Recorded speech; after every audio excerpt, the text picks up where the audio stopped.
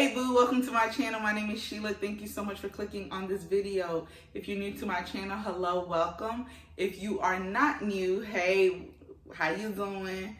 But I am currently 39 weeks.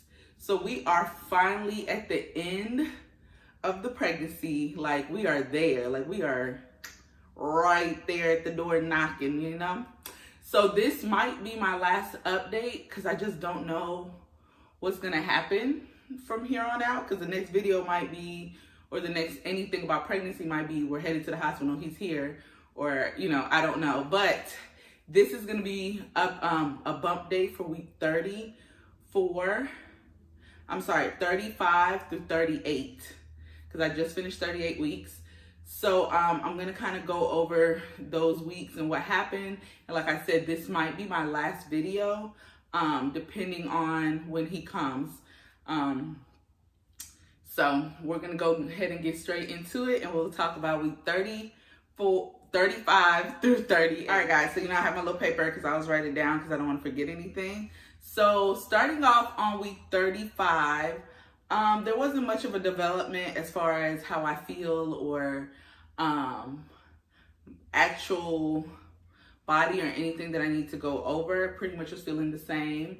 One thing that I did do on 35 weeks is I did put together the bassinet, because at 34, 35, they usually say that's when you should go ahead and pack your hospital bag. That's when you should go ahead and get, you know, where the baby's gonna be sleeping and certain things already set up, because you don't wanna wait until the last minute to get that done. So I went ahead and did the bassinet. As some of you guys know, he's gonna be sleeping in the bassinet with us in our room for the first couple of months. At first I was saying the first couple of weeks, but now being realistic and the closer I get to it and how I just feel I'm gonna be so attached, I feel like it's probably gonna be the first couple of months. Let's just be honest. And then also because his room, this room right here, is all the way on the other side of the house. So a part of me is kind of like, oh, I don't want him to be that far, and I'm gonna be nursing. So I just feel like that'll be easier for, you know, for like I'm gonna be right there. So put together the bassinet week 35. And then around week 35, when we for our update, the baby weighed 6 pounds. I think it was like exactly at 6 pounds. So I feel like I'm gonna have an 8-pounder, as my doctor said. So yeah, I'm gonna have a big baby. But so that's what we did week 35. Like I said, there wasn't much going on. Not really a lot of changes, just getting stuff ready. Started making a list of, not making a list because I've made a list like when I was like 12 weeks pregnant. Like I've been overly prepared, but I started kind of grabbing stuff for the baby, for the hospital bag and things that I'm going to take. I was going to do like separate bags, but I think I'm just going to do one hospital bag with my husband's like 2 things, and then the baby's couple of clothes, and then my stuff, just because I don't want to have a whole bunch of bags when we're leaving or at the hospital. Like I just don't want to have a lot of clutter and things like that. So started kind of working on that. The following week, week 36, this was the week where I started going to the hospital to see my doctor every single week. I believe the 36th week started the weekly hospital visits. So, doctor visits. So I started going weekly to see my doctor. And this is also when they did the swab test. I might be saying this wrong, I'm not quite sure, but that's where they check to see if you have strep, like how you get strep throat.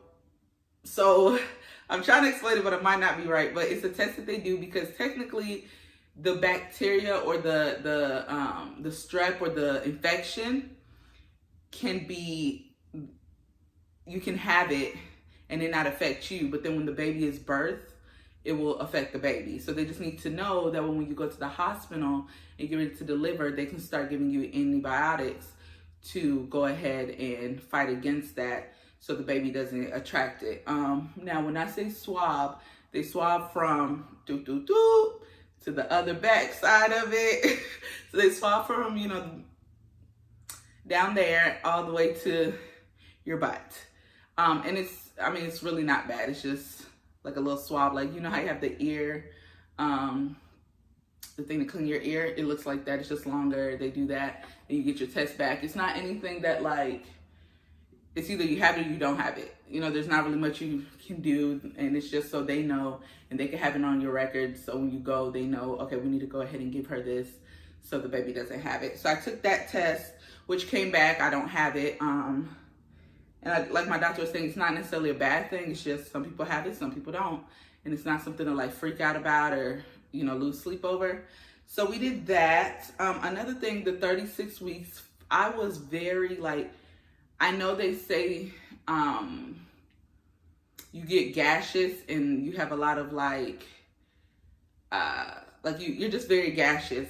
I became so gaseous 36 weeks, like I felt like I was constantly, like gas was constantly in my stomach, like the whole time. Like, I don't know what it was. It was like ridiculous. Like I literally had gas like every day, all day.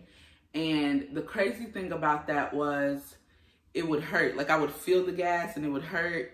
But I just was very gaseous. I was using the bathroom more often, doing the number 2 more often. I know there's a lot of TMI, but we're going to be honest, we're going to be real, so everyone kind of knows what's happening, because that's the point of these videos. But I became very gaseous, but that's normal. And then I think that's pretty much it, 36 weeks. Now 37 weeks, that's when I started feeling like pressure down there. Like that's when I started feeling like walking has become a little uncomfortable, because when I get up, I feel pressure, especially in the morning. When I first get up, or in the middle of the night, when I get up to go to the bathroom, I would like have to stand for a minute and then start walking, because that pressure that I would feel would just be like intense.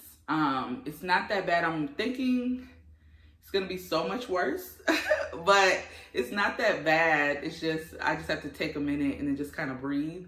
Of course, now the pressure is a little bit more, but it's kind of started, I noticed it started during 37 weeks. Now we're in the 38th week. So what has been going on this last week that I just passed is another doctor's visit. Baby still has not dropped at 38 weeks, still no droppage of baby. I don't even know if droppage is a word, but baby has not dropped, so we're still waiting on that. Kind of feel the same. I just get a lot of that pressure that I said, and of course I'm fatigued. Like I can lay down and take a nap at any point of the day. Like it doesn't necessarily have to be after I eat or after I do, like I could literally lay down and take a nap. For instance, that's what happened today. I woke up, we were kind of in the room talking, watching Netflix. Next thing I know, it's been an hour has passed and I was asleep. So fatigue is there, but everyone keeps telling me like, just go ahead and enjoy it. Go ahead and get your sleep in. Go ahead and just enjoy like being able to sleep without someone crying or you having to get up every 2 hours. So I'm taking that into consideration. And then my mom's getting ready to come in town this upcoming week. So it's just like, we're just playing the waiting game. Just waiting on him to come.